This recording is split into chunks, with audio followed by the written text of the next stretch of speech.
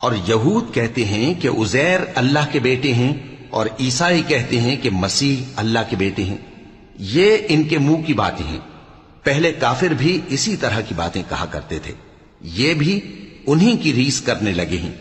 اللہ ان کو ہلاک کرے، یہ کہاں بہہ کے پھرتے ہیں۔ انہوں نے اپنے علماء اور مشائخ اور مسیح ابن مریم کو اللہ کے سوا معبود بنا لیا، حالانکہ ان کو یہ حکم دیا گیا تھا کہ معبود واحد کے سوا کسی کی عبادت نہ کریں، اس کے سوا کوئی معبود نہیں، اور وہ ان لوگوں کے شریک مقرر کرنے سے پاک ہے۔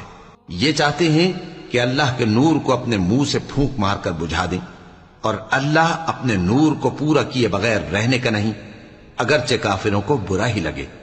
وہی تو ہے جس نے اپنے پیغمبر کو ہدایت اور دین حق دے کر بھیجا تاکہ اس دین کو دنیا کے تمام دینوں پر غالب کرے، اگرچہ کافر ناخوش ہی ہوں۔